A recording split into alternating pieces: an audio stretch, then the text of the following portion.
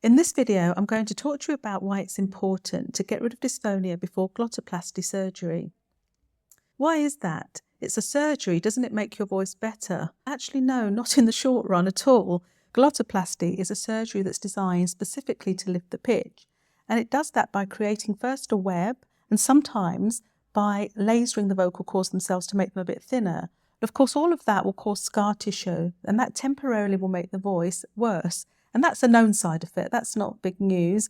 And it's a side effect that gets better over time. And after about 2 to 4 weeks, the hoarseness gradually dies down, and then the higher pitch should be established. So it's not a surgery that's designed to improve the voice. Say somebody who's got a paralysed vocal cord, where they'll do a surgery that will help the closure, or somebody who's got a polyp and they remove the polyp and then that makes the voice better. It's a surgery that's designed to lift the pitch by temporarily, first of all, causing scar tissue. For that reason, we need to eliminate dysphonia prior to surgery, because if somebody goes in with this dysphonic voice, and let's remind ourselves about what dysphonia is, it's the formal name for any kind of voice difficulty or hoarseness of the voice. And hoarseness can also mean croakiness, breathiness, pretty much creakiness. Like a lot of strain in the voice is a type of dysphonia. A lot of weakness in the voice is a type of dysphonia. So having these elements before and then taking them into a surgical voice is going to spell a lot more damage for the voice long term and a lot more recovery time. And some people do sometimes lose interest in doing any voice therapy before glottoplasty because I think I'm going to have my vocal cords operated on and that will feminize my voice.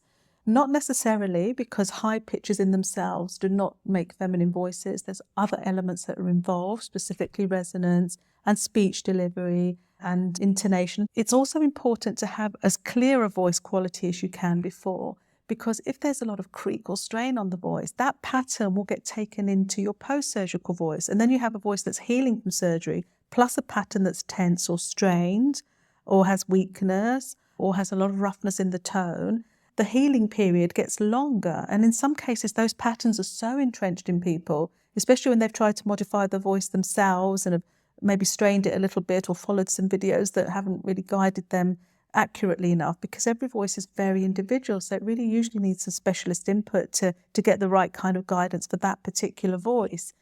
So if we're not removing those elements that aren't good about the voice quality before or that are holding it back, then post-surgery, they're going to stay with you a long time. So I'm on a big mission to try and get people to remove the dysphonia before their voice surgery, at least as much as possible. And then that gives the surgery the best chance of working and the quickest chance of working, rather than taking in all these problems.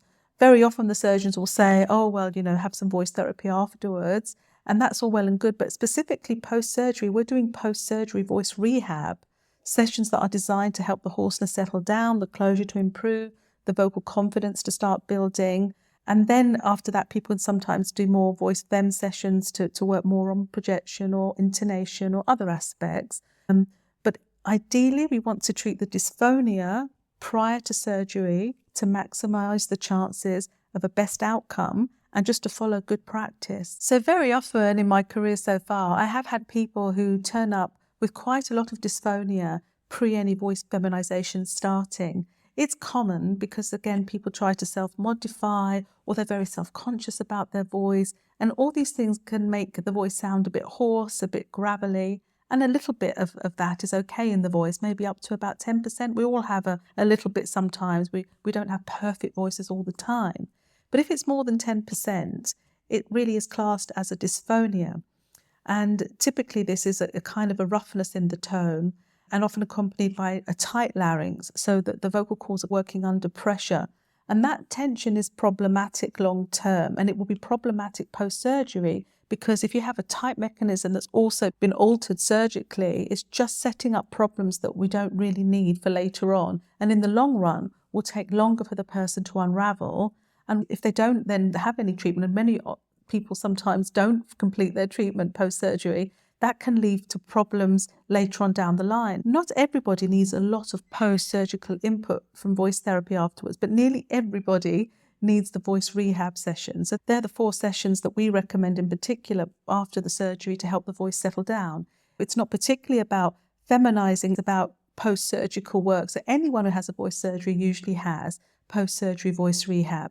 And for glottoplasty, we take a different approach, and we do exercises that actually work with the higher pitch establishment and the forward resonance. And all of that supports the surgery, and the voice usually comes out smoother and more effortlessly over time.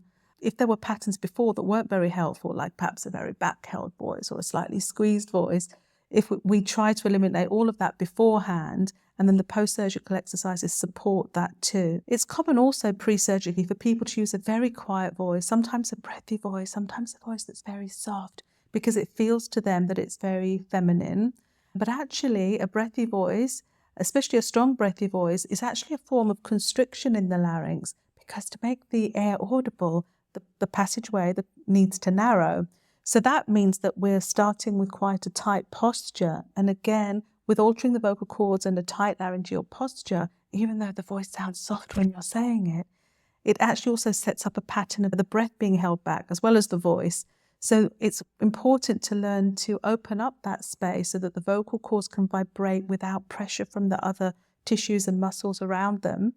And remembering that voice has to leave the body, so it needs to come forward, and hopefully through the resonating structures of the face and the mouth.